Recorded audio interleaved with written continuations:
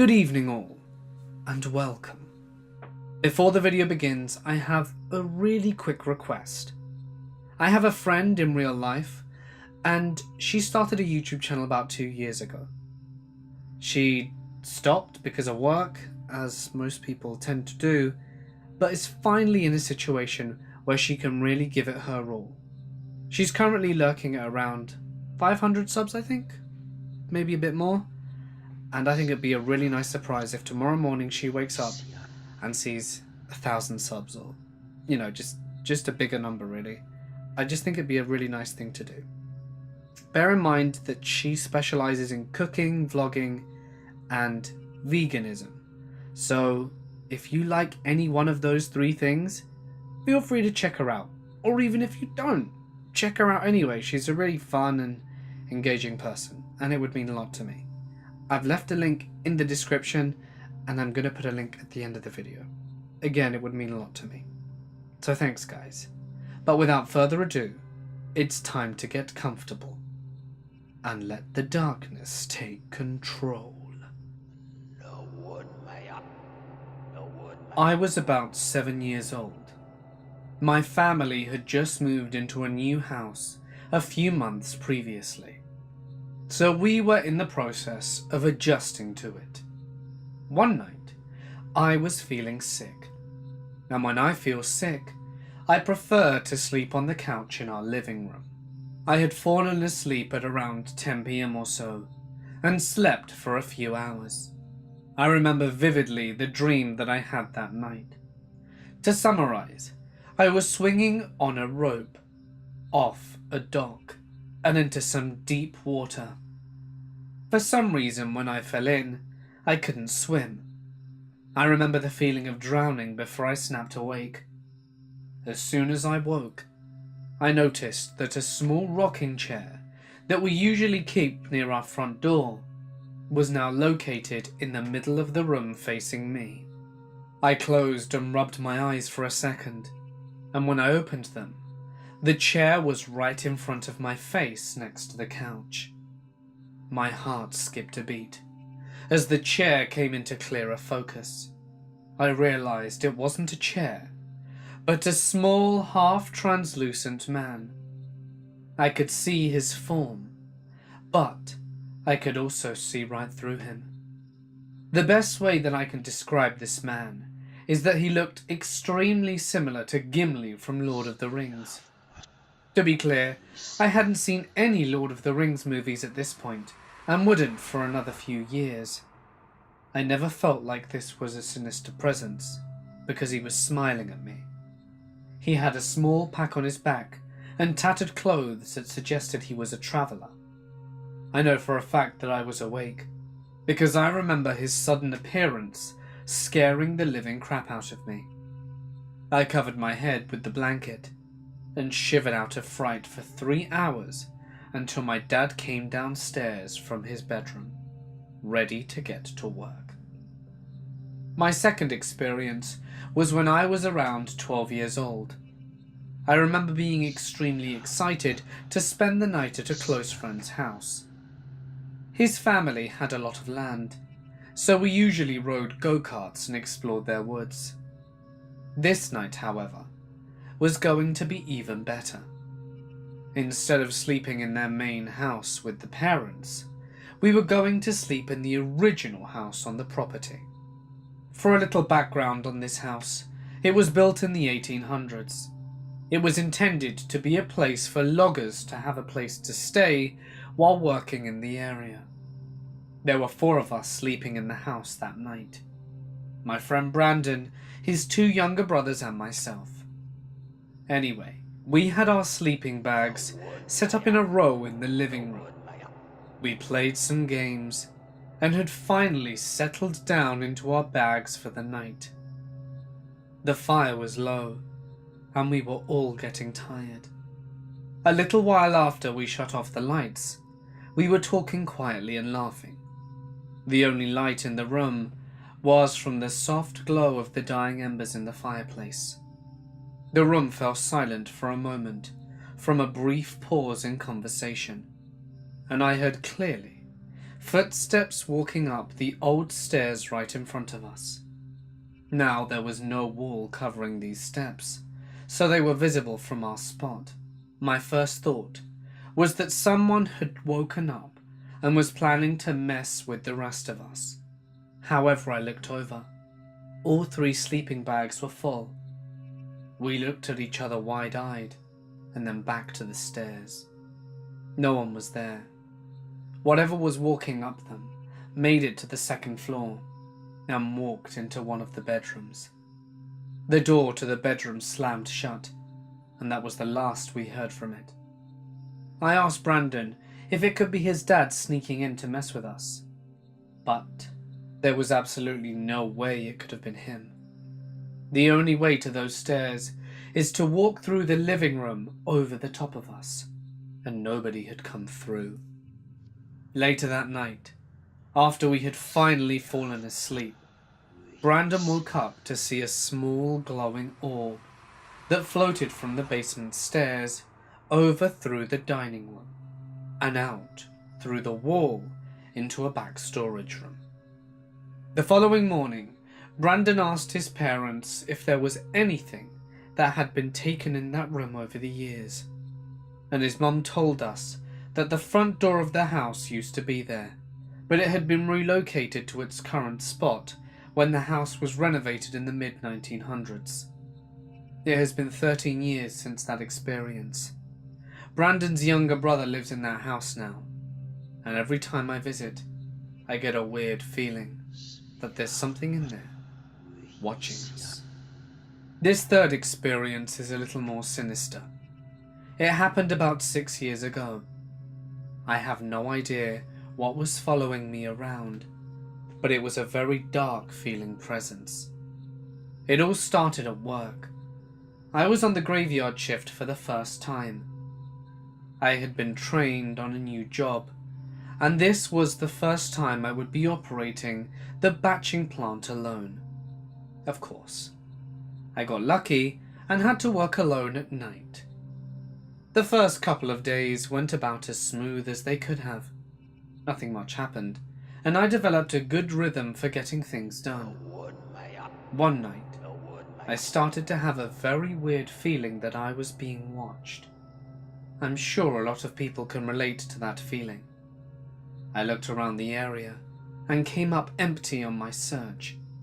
No one was there, so I went about my business and made it through the night. The next night, while out working, I got the same feeling. This went on for a while. Most nights, while working out there, I would get that feeling you get, and I couldn't figure out why. A couple of weeks later, at about midnight, the feeling returned, this time stronger. Something drew me down to the 1st floor of the building, and when I got there, I found a strange pair of footprints. They weren't human though.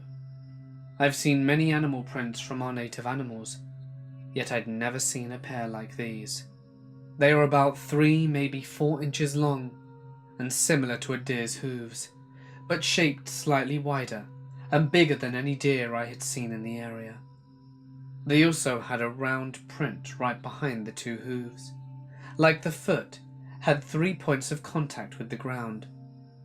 The weirdest thing about these prints is that they started in the center of the room, walked around the conveyor, and towards the main roll-up door. However, they didn't go all the way to the door, but stopped about 8 feet away from it. I never found the source of these prints, but I did hear many unnatural sounds in that area throughout the night. After that, nothing really happened for a week or so, until one night while I was home. I'd gone to bed early that night to try and catch up on a little sleep. While I was asleep, I had another extremely vivid dream. In my dream, I was at work in the batch plant. My best friend at the time was there with me. It was a rough night, and it seemed like we couldn't catch up or get anything done. I was on the 1st floor when a couch appeared against one of the walls. I walked over to it and laid down to take a nap, and as soon as I was laying flat on the couch, a dark cloud appeared in the middle of the room. It floated there for a moment before bearing down on me. As soon as it was on top of me, I felt as if there was a massive weight pushing down on my entire body. I snapped awake to my room, almost pitch black, with what looked like dark grey smoke filling the room. That weight from the dream was still pushing on my body. I was able to move, however, which scared me as I realized this was not sleep paralysis. Whatever had tried to smother me in the dream was real. It was in my room with me. I closed my eyes, and I started to pray that whatever was there would go away. I opened my eyes again, and the smoke was gone. The weight was lifted from my body, and I felt free. I couldn't sleep for the rest of the night for obvious reasons, so I watched movies until the sun came up. Over the next few weeks, I felt that feeling of being watched at work, but every time I felt it, I would pray and the feeling left. Life went back to normal soon after. It finally left me alone, whatever it was, and I hope not to come across it again.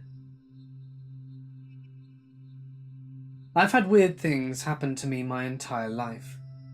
I haven't in a while, and there will be a long period where nothing happens, and it's weird for me to think back to all those times of paranoia and fear, and I start to get comfortable and think, I don't really believe in that stuff anyway. But eventually, it does catch up to me. As a child, lots of things happened, and it was easy for my parents to say that it was my imagination, until my friends started experiencing them too, and stopped spending the night. First thing that happened, I must have been about 4 or 5. I saw Grim Reapers walking through my house.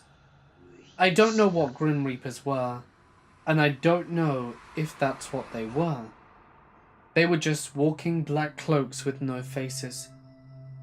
I was sitting on my mother's lap and started screaming at the top of my lungs, crying and hysterical. I still remember it. There must have been at least 10 of them, and they walked down the hallway facing our living room, going into each of our bedrooms and never coming out. I was afraid to sleep alone after that, and to be honest, I had my mum sleep with me until I was probably about 13. I slept with all the lights on until I was 10, and I still have a phobia about open doors. Lots of weird things happened with me and my friends too, too many to count. But among them were the music box noises playing from the walls, scratches from my cabinets, which I checked over and over again, and there weren't any rats or geckos like my parents told me. Or one of the scariest was this noise. I can't explain it. Almost beautiful, but like a woman wailing and singing at the same time. My friend and I both heard it. I ignored it, thinking it was the TV. She asked, "Do you hear that?" And we both stared wide-eyed, turning the TV on and off, and hearing it even louder. We ran outside and didn't come back until my parents returned. Our maid, who was stereotypically superstitious, said she saw angels in the house, and our neighbours supposedly said the house was haunted when we were moving in. I don't remember that, as it was before I was born. Well, I'm off to a new house. Nothing really scary happens here for a long time. The only weird thing was as a preteen I recorded myself singing, and when I listened back, there was a male's voice saying hello in the background. But all of a sudden in my late teens, I began to develop sleep paralysis, and I get this overwhelming feeling that those hooded things are back.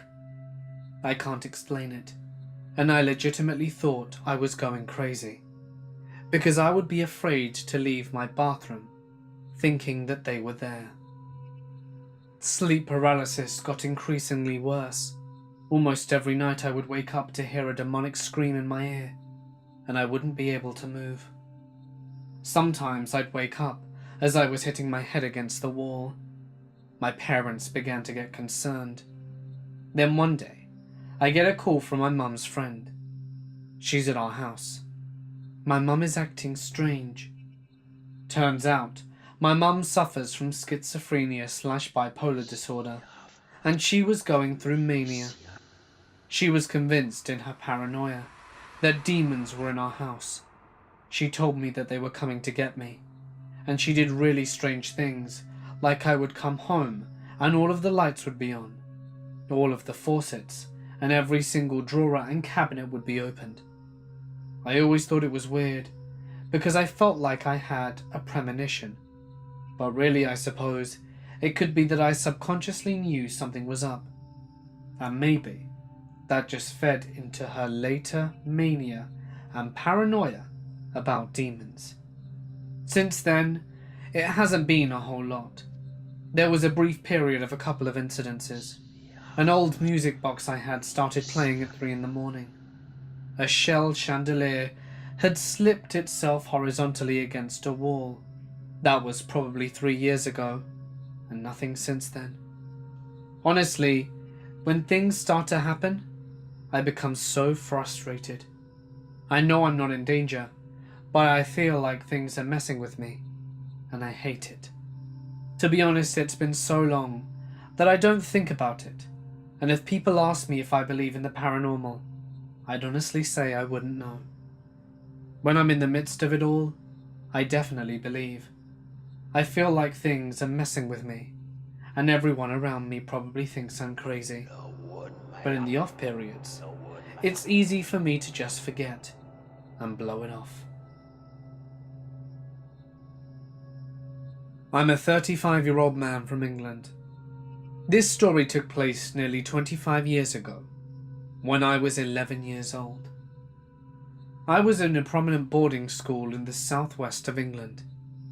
At that age, I just started to get interested in the idea of the paranormal, and was sure my school was haunted. But until then, I'd had no experiences. It happened one night during the summer term. I got up to go to the bathroom. It was around 2 a.m. It was a very clear night, and the moon was bright, so it was easy to find my way through the long corridors to the toilet without a torch. On the way back to my dormitory, I noticed how cold it was, but didn't want to run through fear of waking anyone up and being busted for being out of bed in the middle of the night. My dormitory was halfway down a corridor, with a matron's flat next door and another larger dormitory at the far end.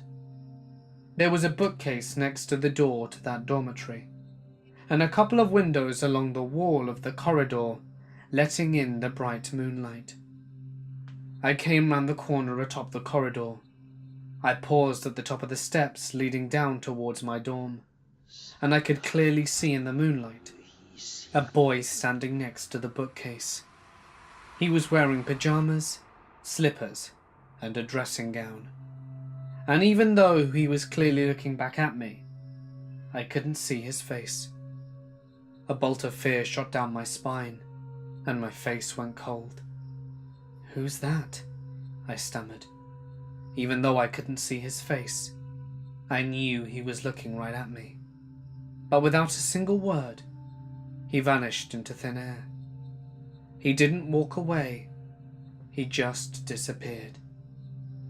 I was rooted to the spot for a moment, as I tried to process what I had just witnessed. I broke myself from my thoughts and scurried back to bed, but didn't sleep for the rest of the night. A couple of years later, having not thought about it for some time, it was brought back to me when I heard that just after the Second World War, a boy had been taken to the hospital with pneumonia. He died there a few days later. Was it him I saw that night? Maybe, but I'll never know. I've been looking for evidence of the paranormal ever since. This experience takes place several years ago, when I was 13. I was a lonely child and had no friends to speak of, so I joined the football team as a way of improving my non-existent social life. I was good at it, especially for someone with no experience, but I was still a bit of an ill fit. Around the same time, another kid named Bruce moved into the area. Bruce was a different guy, quiet but mischievous, and he also joined the football team.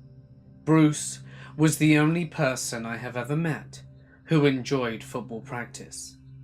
He was a bit different. He'd randomly show up at my house one Saturday morning and said that he found out I lived nearby and decided to come over and see if I wanted to ride bikes with him. I didn't own a bike then, and still don't now. I don't have a balance for the bloody thing, but I told him that I would go with him on foot, and he promised not to ride too fast. I got it. Bruce was lonely and bored just like me, and was looking for something to do. Down the road from my house at the time, there were a set of trailers that were owned by the local cantankerous old man. 4 old trailers on land he owned, and he used them to store his junk in. They were decrepit, rusted, and uninviting, and immediately became an object of fascination to Bruce. So before I knew it, we were poking around the old man's property. Fortunately, he was never there, and never sent anyone to check on his property either.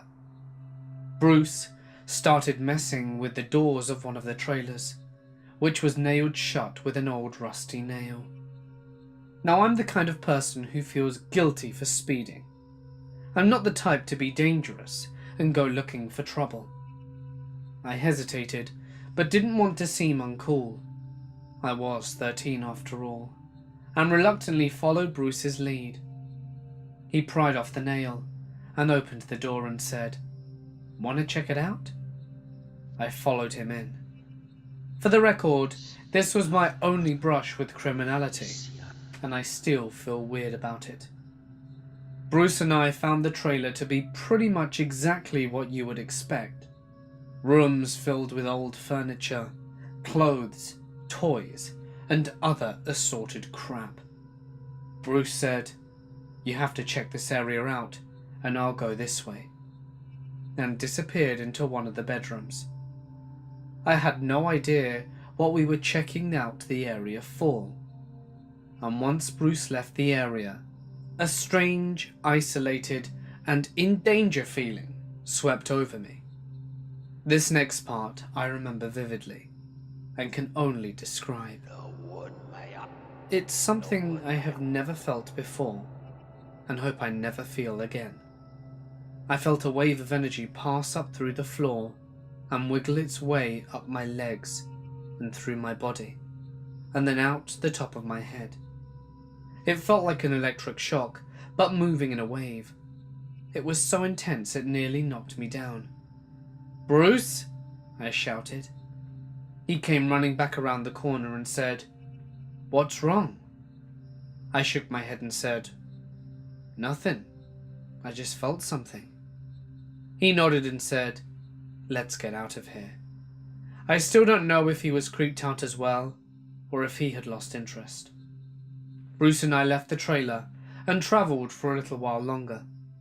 As the sun set, he told me he had to head back home, and asked if I could make it back home on my own. I cannot tell you the feeling of dread and just being in danger that I felt as I passed the old man's trailer again. It was unlike anything I have ever felt since. Bruce never came over again, and moved away about a year later. To put a dark exclamation point on the experience, it was only a few months later that I sank into a deep and suicidal depression.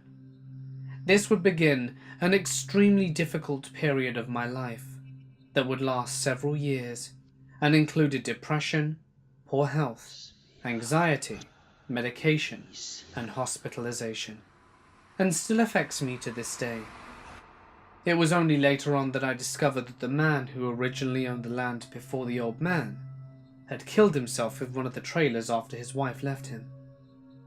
I think about that a lot and wonder what I experienced and if the man's spirit was angry at me and let me experience some of his anguish. I don't know, honestly, but I know that the old man passed away later and the city government seized his property and demolished the trailers. 4 houses were built on the land, but no one lives there for very long. I've lived in haunted houses all my life. For reference, I'm a 40-year-old woman living in the UK. It started as far back as I can remember. A lot of it I had tried to block out, but I just can't escape it. I've been told by a couple of mediums that I am sensitive. I think things just attach themselves to me. This story is not all that awe-inspiring, but true. So one night, I went to bed at around midnight. It's the usual time I crash, and proceeded with my nightly routine of watching Netflix for a few hours until I fell asleep. I think I was watching Kath and Kim, or maybe YouTube, definitely nothing creepy, and I began to get to sleep. Then I felt my partner get into bed, which I guess I tried to ignore, so I would fall asleep. Except I just couldn't ignore it. I began to feel a kind of dread, and it was a dread that I had never felt before. I remember feeling frozen in bed, not in temperature, in movement. I couldn't move. I knew then that something paranormal was about to happen to us. I've learnt to recognize the signs, such as room temperature, gut feelings, and electrical problems. While I was in bed, I could feel that he was literally kicking the bed covers to where my feet were, and causing a real fuss. Kind of as though he was having a tantrum kicking his feet around. But surprisingly, his feet never struck mine. Normally I'd turn around to ask what's wrong, except I just couldn't. I was frozen. I've had feelings of dread before, but not like this. It was so bad that I was whimpering and tears were streaming down my face. The worst feeling of dread I've ever known in my life had completely consumed me. What was going on? Why was I feeling this way?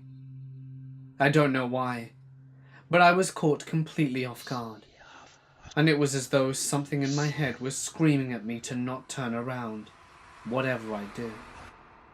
I couldn't have, even if I did want to, because I couldn't move.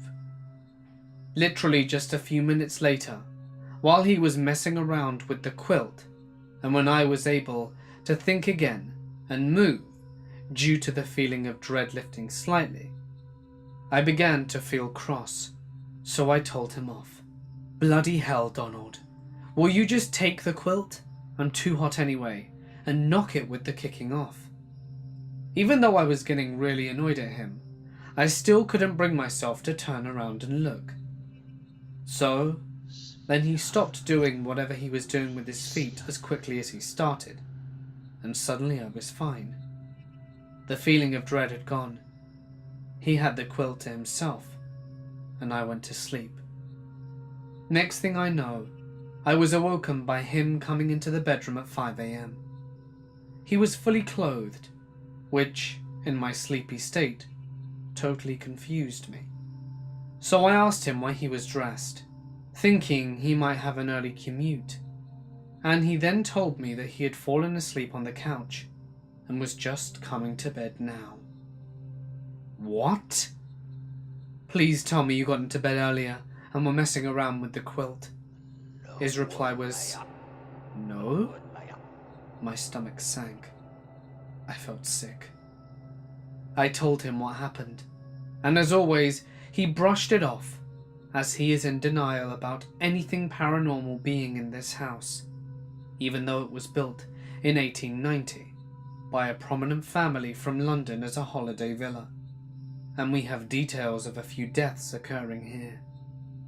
It's not the first time something has gone into bed with me, but it usually happens when he is working away and I'm alone. The previous times I've had my hair stroked or my back touched gently. I was freaking out when it happened, but nothing in comparison to this. This was next level. I can't help but wonder, if my bed didn't have a footboard, would the quilt have been pulled off from me to the bottom of the bed instead? To me, that seems worse than what I experienced. This happened just a few months ago, and I'm dreading the next time he goes away or falls asleep on the couch. My grandfather passed away this February. As both my parents are from Pennsylvania, we all planned to spend some time with my grandmother back east. The day before my family and I were due to fly out for his funeral, we received a call from my grandparents' home phone number. When my dad picked up and put the phone on speaker to greet whom we assumed was my grandmother, the line went quiet, save for a subtle white noise that sounded like crickets softly chirping. Despite my father and I saying hello over and over, the noise continued uninterrupted. When my father suggested that perhaps it was my grandma calling on her cell phone, and for some reason it was showing up as their home phone number, I used my cell phone to call my grandmother's mobile number. My father and I glanced at one another as we listened to my phone ring, and then my grandmother picked up. I looked sharply at my father as he also caught on. Whoever had called him, it wasn't my grandmother. I chatted briefly with my grandmother on my mobile, asking her if she had tried to call on her cell or home phone any time that day. She said that she hadn't. The eerie yet almost soothing sounds continued on and on. Crickets amidst the quiet rush of a gentle wind. Following about 30 minutes of this quiet rushing sound, my father said, "Dad, if this is you, we love and miss you, and we want you to know that we arranged you a nice obituary." With that, the line went dead. Nearly a year has passed, and neither my father nor I are quite sure what happened that day. Being a doctor, my father's logical explanation holds that somehow the phone lines got crossed with another caller, something he admits he's never experienced before. I have quite a pragmatic mind myself. I'd never given much thought to the possibility of the existence after death, but the moment that mystery call came in, I had to wonder. Could it have been my grandfather's presence just before departing this world? Had he simply stuck around to ensure we had written him a nice epithet? He always had enjoyed talking, and he had passed in his sleep. I can't help but think that maybe this was his way of bidding us all farewell. My great-grandmother lived with my family at our old house. We had built an addition onto the house so that she could have her own kitchen, bathroom and bedroom. After her death, we boxed up her belongings, which included her Bible and various other books and knickknacks, and I ended up moving into that addition since I was the oldest kid still living at home. About a month or so after she died, I was home alone. I had just gotten home from school and decided to watch television in the family room. I settled down, turned on the TV, and proceeded to chow down on a big bag of chips. An hour or so goes by, and I hear what sounded like a door slamming down at the addition. My first instinct was to see if my brother was home without my knowledge, since he had a bad habit of slamming doors. I started down the hall towards his room. I never had a chance to open his door. Further down the hall, in the addition, I saw a person head directly towards my bedroom. It was at this point that I had to fight the incredible urge to soil myself. I knew there was an axe murderer in the house, and that it was going to be up to me to stop them. I entered my brother's room and grabbed the first weapon I could find, a plastic lightsaber. I slowly crept towards the addition. The closer I got, the colder the air around me felt. It was the strangest feeling ever. I slowly entered my room and saw nothing. I had seen enough movies to know that the axe murderer was in one of two places, either under my bed or in my closet. I checked under the bed first. Nothing.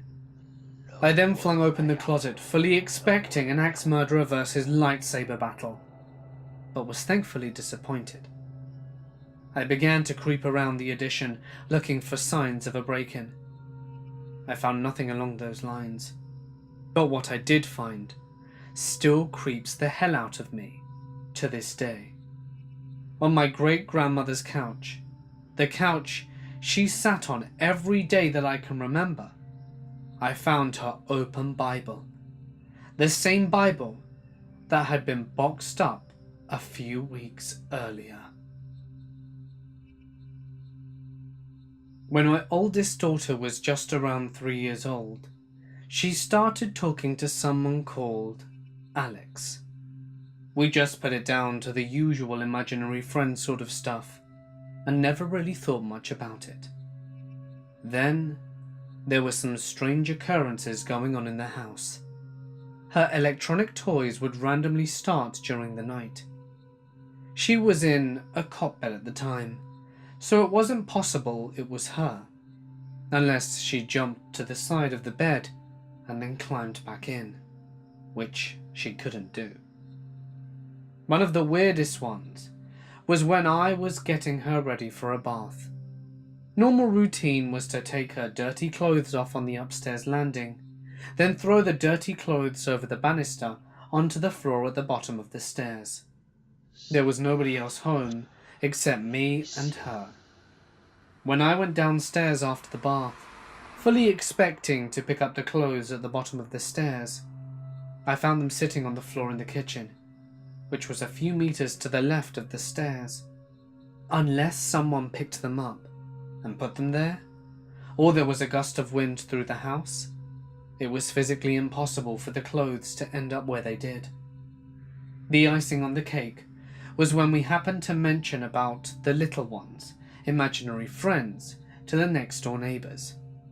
They had lived in their house since it was built, the same time ours was built, and when we told them about the friend being called Alex, they informed us that the original owner of the house was called Alex, and he had passed away in the house one night while sitting watching TV. The neighbours could well have been pulling our legs, but they were an elderly couple who were always very sincere. I had no reason to think they were trying to wind us up. In time, she stopped talking about Alex, but seriously creeped us out when we found this out from the neighbours. We never mentioned anything about it to her as she got older, and certainly wouldn't tell her about Alex, having been a deceased owner of the house. There were never any sinister goings-on, just little things that seemed to defy logic. I'm neither a skeptic nor a 100% believer in things like this, but it certainly does make me wonder. So I had a very strange episode when I was much younger. This was not fever-induced, but I still can't explain it to this day.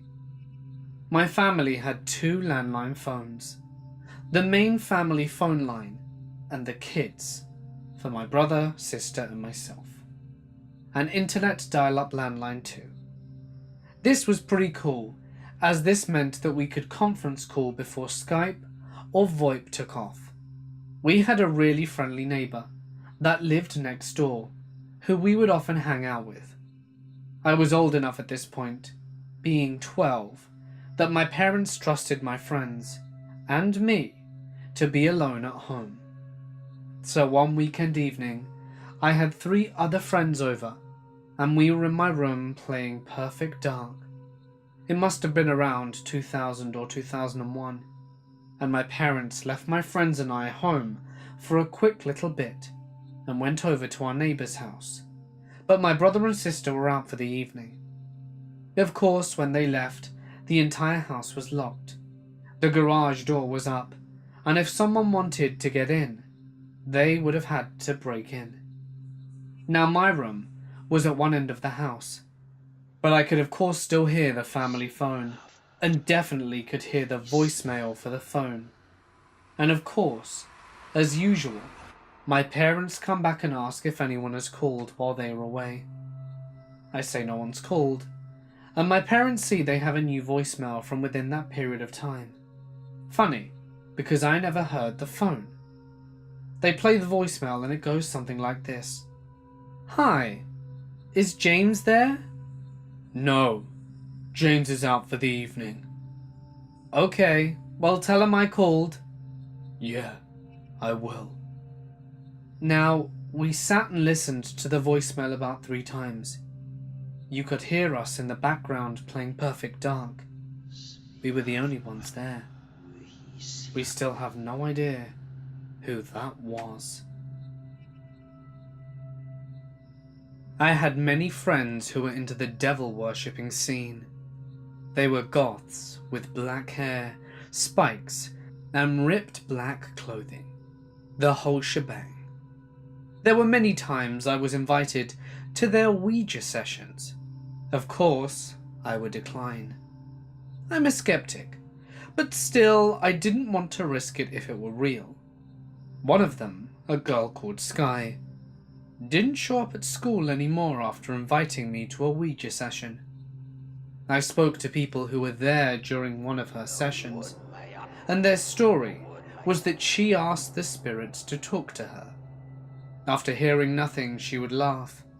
Her friends laughed with her as a joke, and after a couple of laughs the friends stopped.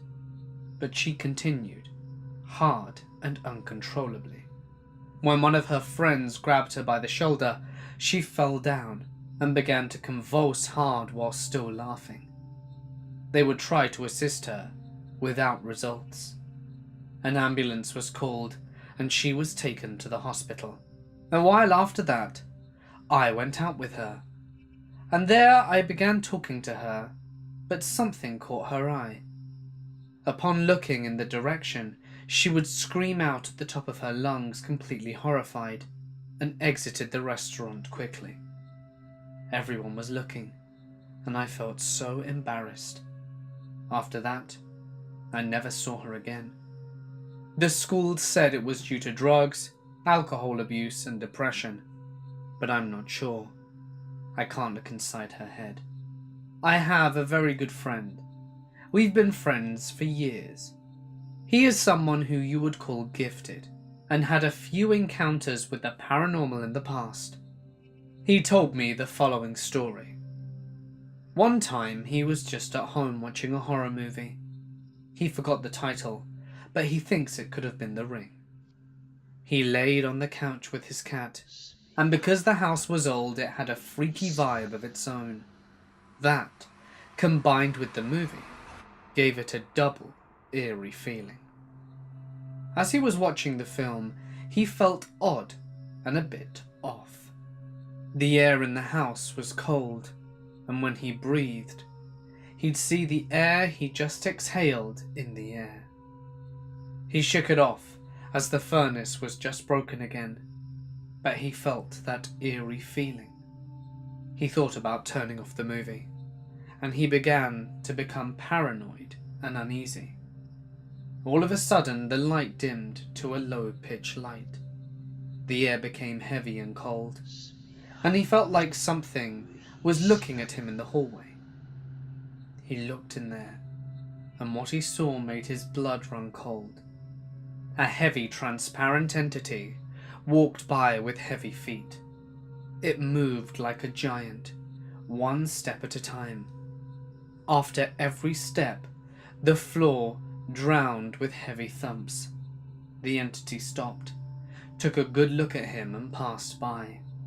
But then it returned to look at him again, It was dense, heavy, and it felt evil. His cat completely freaked out against the entity hissing, screaming at it. The entity walked away to the kitchen, and after some pan-making noises, it stopped. The energy in the room was normal again, and the cat calmed down and the lights returned to normal. He needed to process what had just happened and went to his room. Just briefly, I'll explain the room. It was painted black. He was a goth, remember, and that's the way he liked his room. Except for the right wall.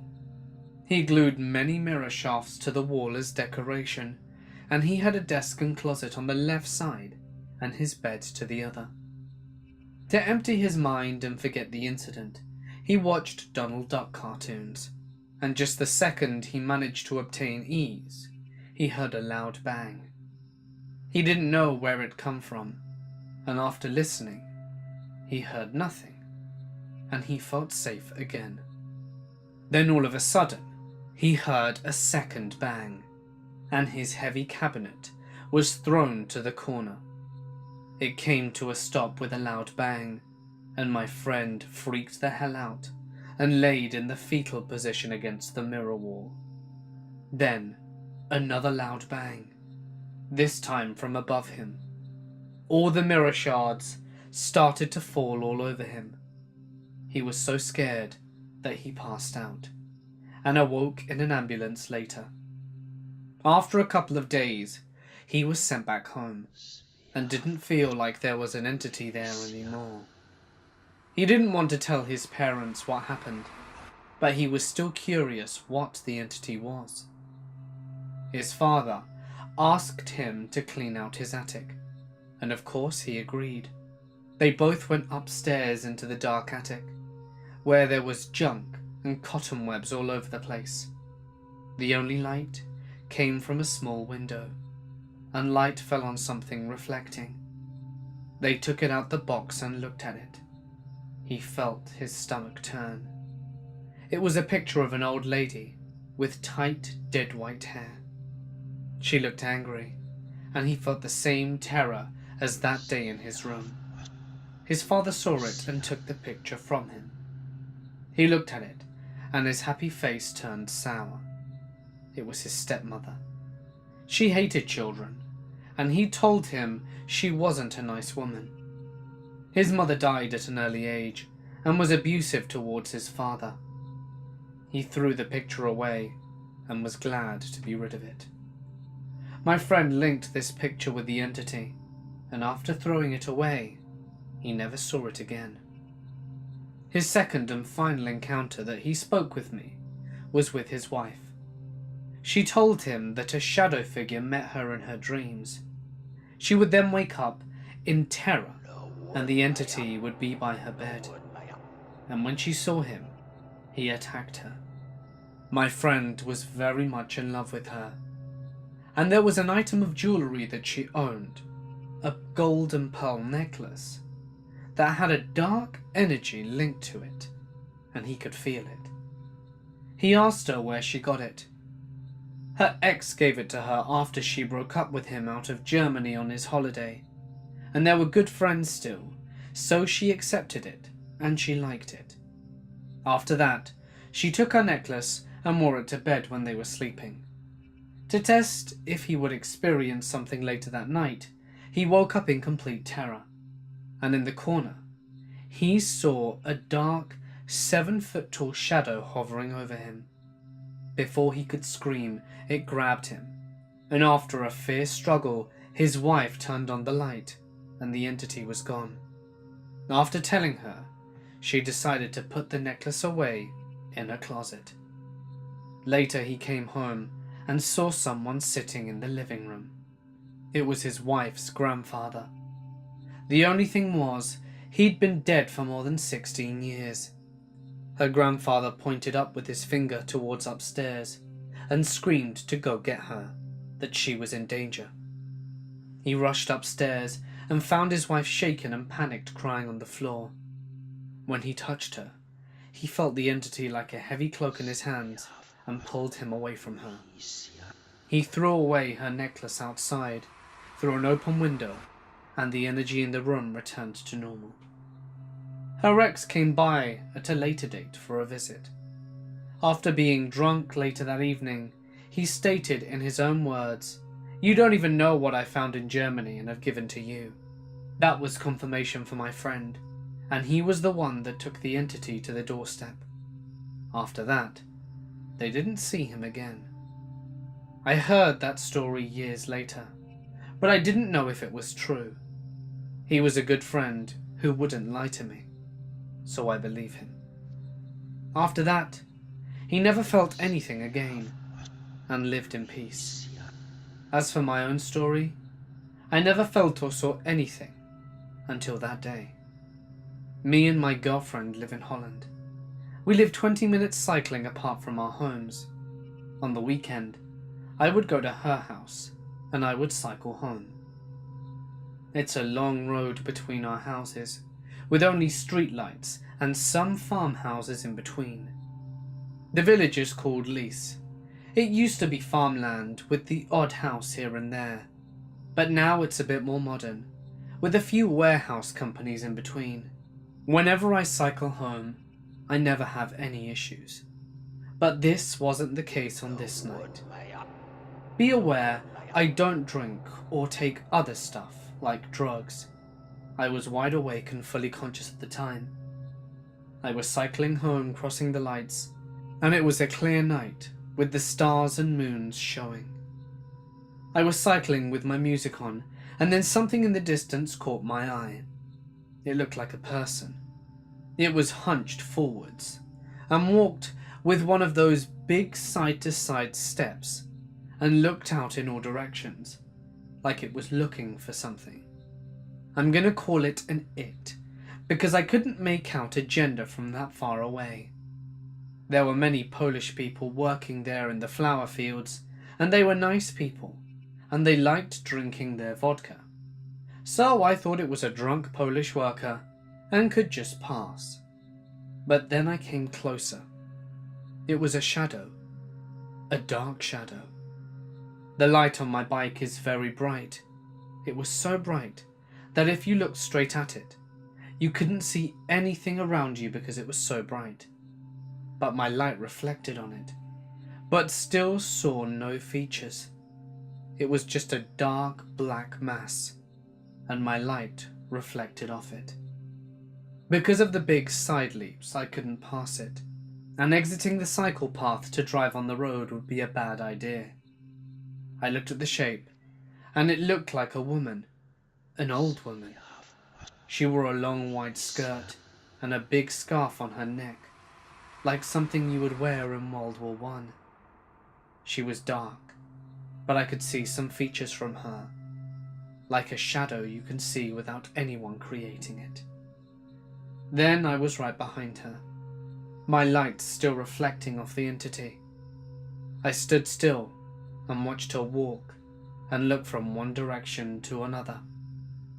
I rang my bell nervously, and she stopped midway and turned to look in my direction. I didn't see her face. All that I saw were two bright blue lights where her eyes should have been. She took 2 steps in my direction and took a good look at me and stood there, staring. I was completely paralyzed. Her advances continued, and I really became scared. I felt like she was reading my mind.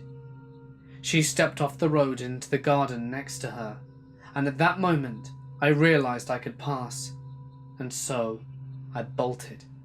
When I looked back into the garden though, she was gone. I never saw anything like that again, and I'm glad I didn't. I'm not entirely sure what I saw, but it just feels so unnatural. Years ago, my friend and I left a bar at the last call. We were walking down a convenience store to get sodas and munchies when we came upon a hysterical lady babbling on in Spanish, with her car stopped in the middle of the road. Neither me or my friend speak a lick of Spanish, so we tried our best to find out what was wrong. with gestures and speaking loudly and slowly in English. The best we could make out was that she left home in a hurry and was afraid to go back. We managed to get her to pull her car over and understood she wanted us to call the police. So there we were, waiting for the cops to come, trying to console this stranger over something we had no idea about. Luckily, we were pretty much sober by the time the cops arrived. Unluckily, we had to wait longer for a Spanish-speaking cop to come. Finally, after a good long wait, we got to the root of the thing. Apparently, this lady was convinced that the devil was in her apartment. I'm guessing the cops didn't want to brush it off in case El Diablo was actually an ex-husband or something. This is where it gets interesting for us. The lady said she wanted the police to go with her to check out her house, but she was too scared to drive. So the cops asked us to drive this stranger's car as they followed all three of us to her apartment. Of all the encounters I've had with police after leaving a bar, this was the first time one had told me to get behind a wheel, and it wasn't even my wheel. So we complied. We drove the lady to her home, and the cops went in to check everything out. This is where it gets kinda funny. Apparently, the whole story was that the lady had got baked and passed out on top of the remote for her TV. Eventually, she rolled over and the TV turned on. When she woke up startled, she assumed the devil was in her house and had turned on the TV. The sad part was, even after figuring all of this out, she was still convinced that the devil was in her house. The cops had fulfilled their duty, so they were ready to take off. But first they told us that the lady wanted to go stay at her sister's house because, well, the devil. So we ended up getting roped into waiting for her sister to arrive, then driving this lady's car to her sister's. Oddly enough, it all worked out, because her sister only lived about 2 blocks away from the convenience store we were originally trying to stumble to. Hey guys, it's Mort here, and thank you so much for listening. I hope you enjoyed tonight's ventures into the paranormal realm. Like I said at the start, it would certainly mean a lot to me if you could go and check out my friend Romina's channel. Link in the description, and will show on screen in a little bit. So yeah, thanks guys.